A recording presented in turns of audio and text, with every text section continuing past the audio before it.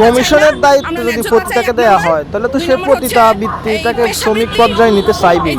আপুর কথাগুলো শুনলেন। হালাল করতে চাচ্ছে, এটা আমরা চাচ্ছি না, ঠিক আছে।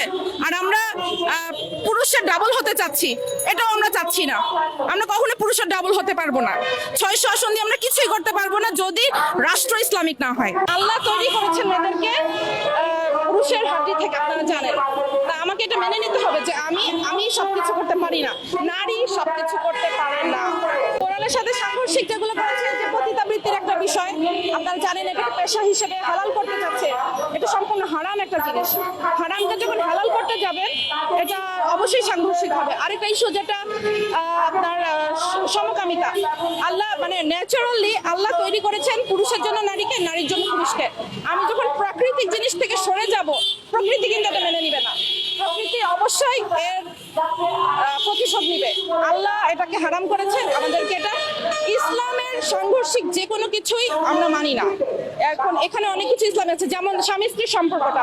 স্বামী স্ত্রীর সম্পর্কটাকে যদি আমরা এভাবে চিন্তা করি, ইসলামে যেটা ন্যায্য করেছে, যেমন বাসরাতের আগে দেনমোহর পরিশোধ করা, এটা যদি আইনগতভাবে এটাকে বাংলাদেশে এটাকে অ্যালাউ করতো, এই ঘরে ঘরে অশান্তিটা হতো না। তারপরে স্বামী স্ত্রীকে হেল্প করবে।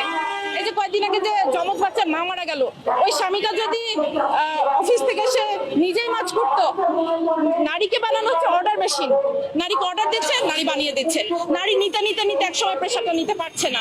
কিন্তু এখানে যদি ইসলামিক, আমাদের রাসূল সাল্লাল্লাহু আলাইহি ওয়াসাল্লাম যেভাবে তাদের স্ত্রীকে হেল্প করতো, আমাদের দেশের পুরুষ সমাজরা যদি তাদের স্ত্রীকে হেল্প করতো, বাসায় ফিরে ওই শুয়ে পড়ে মোবাইল টিপাটিপি না শুরু করতো, বাচ্চা কাচ্চা পালন করতে স্ত্রীকে হেল্প করতো, এই পারিবারিক অশান্তিগুলোর কিছুই শুরু হতো না।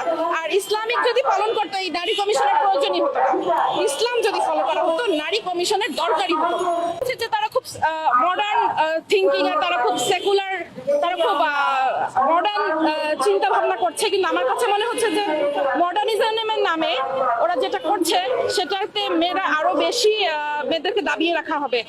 এই যে সমতা বলছে, সমতা দিকে তো আসলে সমতা হয় না, কারণ আল্লাহ কিন্তু পুরুষদেরকে বেশি শক্তি পাওয়ার দিয়েই বানিয়েছে, এটা ন্যাচারাল। আর স্বাভাবিকভাবেই মেয়েদের কিন্তু সেই পাওয়ারটা নাই, শারীরিকভাবেও নাই, মানসিকভাবেও নাই। মেয়েদেরকে আল্লাহ তৈরি করেছে ওরকম। আমি যদি আমার কমতিটা জেনেও আমি যদি দাবি করি না আমাকে পুরুষের সমান দিতে হবে, আমি যদি সমতা আদায় করি, জিনিসটা তো সুন্দর হবে। আমাদের প্রধান উপদেষ্টার কাছে আমরা স্মারকলিপি পেশ করব। আমরা কখনোই এটা মেনে নিব না যে একটা দেশের নানান রকমের মানে একদিক দিয়ে বলবে যে এটা একটা ইসলামিক কান্ট্রি, আর তলে দিয়ে এটা ইসলামিক কোনো কাজ করবে না, এটা আমরা মেনে নিব না।